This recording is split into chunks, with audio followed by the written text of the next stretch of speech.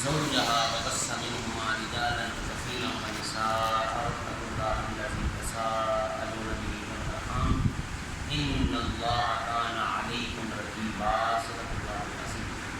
الله وملائكته يصلون على النبي يا ايها الذين امنوا صلوا عليه وسلموا تسليما. الصلاة والسلام على رسول الله وعلى آله وصحبه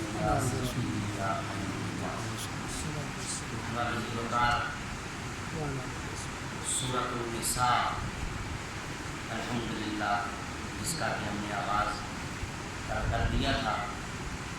کل میں نے آیت کریمہ کی تلاوت کی، لیکن اس کا تفصیلی طور پر اس کے بارے میں عرض نہ کر سکا. کچھ تعارفی باتیں، کچھ آغازی باتیں میں نے کل آپ کے سامنے بیان کی تھی. تو سورۃ النساء میں اللہ تبارک و تعالیٰ نے کیا کیا باتیں ارشاد فرمائی ہیں، اس حوالے سے کچھ چیزیں میں نے عرض کی. آج ہم سورۃ النساء کا آغاز کرنے لگے ہیں. پہلی ایک آیت مبارکہ ابھی آپ کے سامنے میں نے تلاوت کی ہے. خوبصورت آیت مبارکہ ہے. تقریباً ساری باتیں اس میں وضاحت کے ساتھ خالق کائنات نے خود ہی ارشاد فرما دی ہے.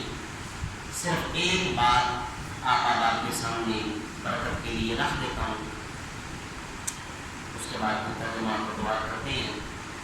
اس آیت مبارکہ پر جو فرمائیے گا، اس آیت کریمہ میں اللہ تبارک و تعالیٰ نے سب سے پہلے، میں نے کل بھی عرض کیا تھا کہ سورہ آل عمران واتقوا اللہ لعلکم تفلحون، اللہ سے ڈرو تاکہ تم کامیاب ہو. جو وہ سورت رب کے خوف پر ختم ہو رہی ہے، اور سورۃ النساء اللہ کے خوف سے شروع ہو رہی ہے. اور سورۃ النساء میں ایک آیت مبارکہ میں 2 مرتبہ اللہ سے ڈرنے کا حکم دیا گیا ہے. بار بار میں عرض کرتا رہتا ہوں، یہ بہت عام چیز ہے. اللہ کا خوف دل میں آئے تو وہ دل پاکیزہ ہو جاتا ہے. ہر وقت اللہ تبارک و تعالیٰ کرم فرماتا رہتا ہے. اس آیت مبارکہ میں انسان کی تخلیق کا ذکر ہے.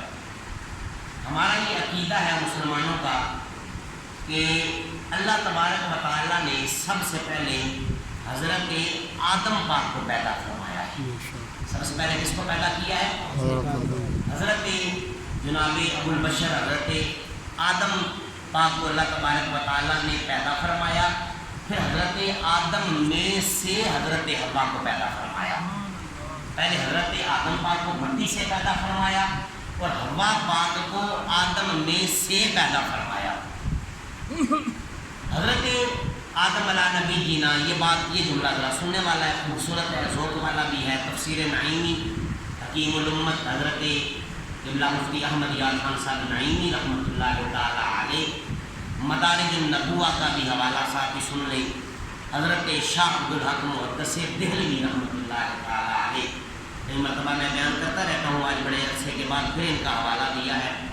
یاد رکھا کریں، حضرت شاہ عبدالحق محدث دہلوی یہ وہ شخصیت ہیں جن کو تمام مکاتب فکر تمام کا اتفاق ہے. اسی لیے ان کو محقق علم اطلاق بھی کہا جاتا ہے. ان کے بارے میں، ان کی شخصیت کے بارے میں کسی کا اختلاف ہی نہیں. حضرت شاہ عبدالحق محدث دہلوی، آپ کی کتاب ہے مدارج النبوہ، بہت خوبصورت کتاب ہے، بہت خوبصورت کتاب ہے. کئی باتیں اس میں موجود ہیں، لیکن اس کا کتاب کا یہ کمال ہے. ویسے تو صحیح مسلم میں بھی موجود ہے. مدارج النبوہ میں حضور نبی محمد صلی اللہ تعالیٰ علیہ وآلہ وسلم کا حلیہ مبارک لکھا ہوا ہے. مدارج النبوہ وہاں کا بھی حوالہ، اور مفتی احمد یار خان صاحب نہیں، آپ نے تو اس آیت کریمہ کے تحت یہ بات لکھی ہے. حضرت آدم پاک آرام کر رہے ہیں تو اللہ تبارک و تعالیٰ نے حضرت آدم کی بائیں پسلی کو نکالا. بائیں پسلی کو نکالا تو نکالنے سے آپ کو درد نہیں ہوا، آپ کو تکلیف نہیں ہوئی. اس پسلی کے ذریعے اللہ تبارک و تعالیٰ نے حضرت حوا پاک کو پیدا فرمایا. اس پسلی سے، حضرت آدم پاک کی پسلی سے اللہ تبارک و تعالیٰ نے حضرت حوا پاک کو پیدا فرمایا. حضرت آدم پاک نیند سے بیدار ہوئے، وہ ہم جنس جب چیز دیکھی تو خوشی ہوئی، اپنی ہم جنس چیز کی، یہ بھی انسان میں بھی انسان. تو حضرت آدم پاک نے حضرت حوا کو اپنے پہلو میں ساتھ دیکھا تو خوشی ہوئی، سکون حاصل ہوا. تو آپ حضرت آدم پاک حضرت حوا پاک کو ہاتھ لگانے کے لیے قریب ہوئے. تمام مفسرین نے اور نے بھی لکھا ہے، خالق کائنات نے فرمایا آدم پہلے حوا کا حکمات کو ادا کرو. رب العالمین میں قریب ہونا چاہتا ہوں، میں حوا پاک کے قریب ہونا چاہتا ہوں، کیونکہ حوا پاک نے کہا کہ مجھے آپ کے سکون کے لیے پیدا کیا گیا ہے. قریب ہونا چاہا تو خالق کائنات نے فرمایا آدم ان کا پہلے مہر کو ادا کرو تب آپ کے لیے حلال ہوگی. تو حضرت آدم پاک عرض کرتے ہیں یا رب العالمین باری تعالیٰ میرے پاس تو کوئی مال نہیں ہے، دولت ہے ہی نہیں، پیسہ ہے ہی نہیں، روپیہ ہے ہی نہیں، یہاں پر میں کیا چیز ادا کروں. خالق کائنات نے ارشاد فرمایا، بعض روایتوں میں 3 مرتبہ آتا ہے، نعیمی صاحب نے 17 مرتبہ لکھا ہے، 40 کی روایت بھی ملتی ہے. خالق کائنات نے فرمایا یا 3 مرتبہ یا 17 مرتبہ یا 40 مرتبہ میرے محبوب پر درود پاک پڑھنا آپ کا کام ہے، آپ کا مال ادا ہو جائے گا. سبحان اللہ. 3 مرتبہ کی روایت بھی ہے، 17 مرتبہ کی روایت بھی ہے، 40 اور جتنی بھی ہو گئی. پتہ چلا آپ کی اور میری تخلیق کی وجہ مدینے والے کا ذکر ہے. سبحان اللہ. بالکل ذمہ داری سے بات کر رہا ہوں. شاہد کریمہ کے تحت تفسیر نہیں، مفتی احمد یار خان صاحب نے 17 کی روایت لکھی ہے. مدارج النبوہ میں آپ نے 3 کی، میں نے 40 کی بھی پڑھ رکھی ہے کہ 40 مرتبہ میرے محبوب کریم صلی اللہ تعالیٰ علیہ وآلہ وسلم جو ابھی تک دنیا میں تشریف بھی نہیں لائے، سبحان اللہ. ان کی ذات پر درود پڑھیے.